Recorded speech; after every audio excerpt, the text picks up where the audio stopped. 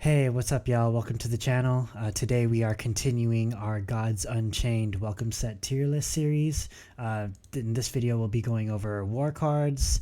Overall, I think war is pretty much the best set or the best class for free-to-play players, especially in the welcome set in terms of power level. Going over our key real quick. S tier is going to be very powerful, A tier is going to be consistently good, but not game breaking, B tier is splashable, C has some potential, D is weak, and then F is absolute hot garbage.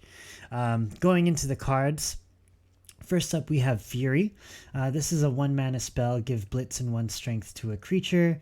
It's pretty good, it nets you tempo in a sense where you can summon a 1-mana creature and you play this card and it lets you attack right away.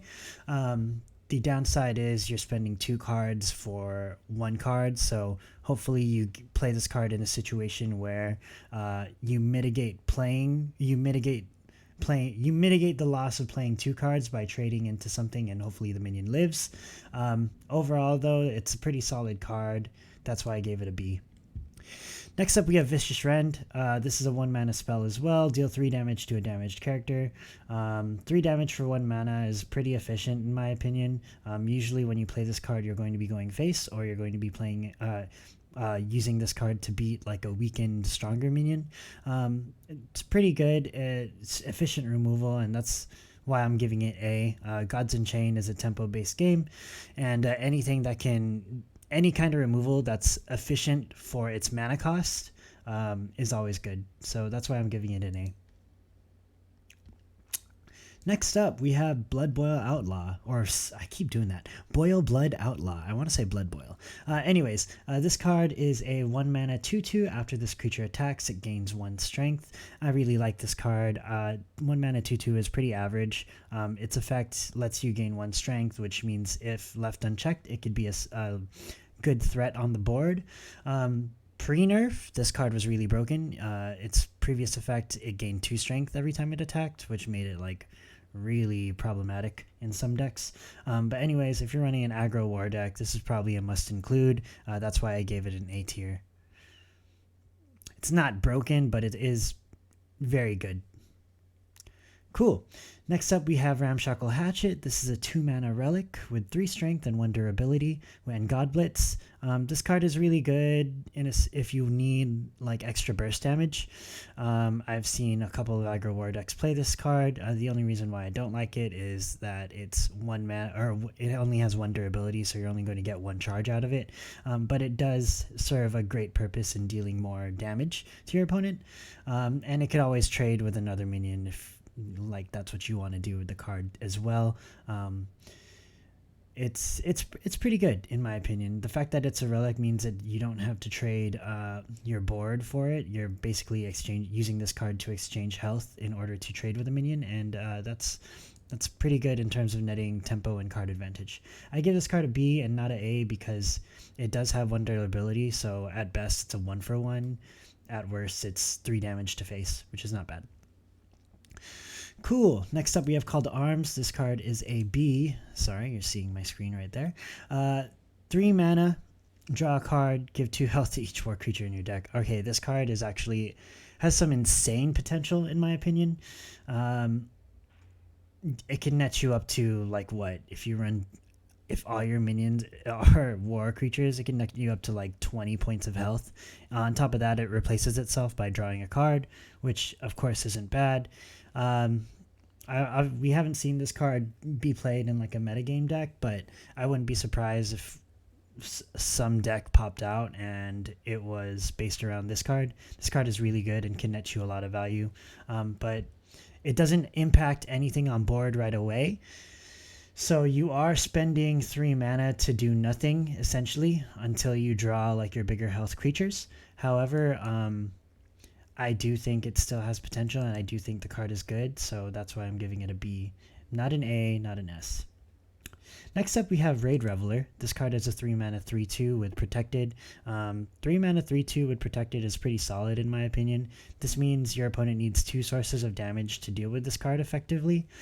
And that's pretty good, especially in 3 mana. in aggro decks, you want sticky minions on board. You want minions to be resistant to removal or anything like that. So this card sees a lot of play in aggro decks. Overall, I just think it's solid, and that's why I'm giving it an A, especially with free-to-play players. Okay, next up we have Overproof Brew. This is the final card. No, we have one more card. Overproof Brew. This card is a 5-mana spell. Deal 1 damage to each creature to give 2 strength and protected to each of your creatures. I think this card is really powerful. This is probably the only card I'm giving an S tier in the welcome set. And the reason why I'm giving it an S tier is because it's such a versatile card. Of course, you need like board. Like you need minions on board to have its effect be effective. But it can serve as a finisher, meaning if you need more damage to kill your opponent, this would be it. It can be used to trade effectively on board. So if you have a board, you play Overproof Brew, you can use this. Since all your minions have protected, you can use it to trade with other minions and destroy them. That can net you like a really big tempo swing, in my opinion. And then you can also use it defensively too, and you deal 1 damage to your opponent, but your creatures end up with protected. So next turn they'll have to find a way to deal with each creature with protected. So it's not a bad card. I think it's very powerful, and that's why I give it an S. Okay. Last card I'm talking about is Twinhorn Rider, and I don't know what happened to the tier list, but I give this card a B. The reason why I'm giving it a B is because Twin Strike and Blitz are very good. It's a very good combination. It also has a Viking tag, so it's Viking support is viable. 4/6 is a decent stat line when you factor in like the Twin Strike and the Blitz. It can typically trade with multiple minions at the same time and still stay alive, which is nice.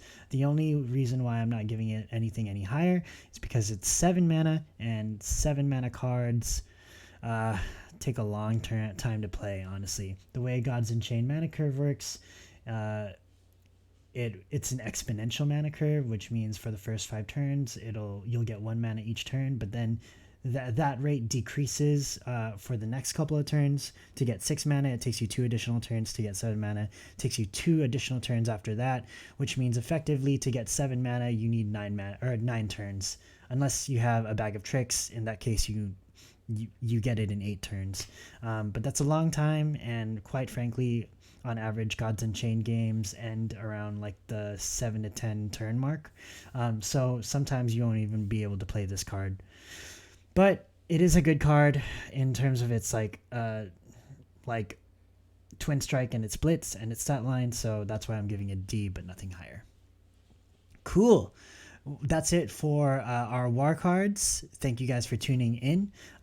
If you like the content, please go ahead and like the video, subscribe to the channel, share the video if you want. Also, be sure to check out the other videos. We have a ton of other videos regarding the other classes in the welcome set, so be sure to check that out. Other than that, hope you guys are having a great week so far, and take care. See you next time.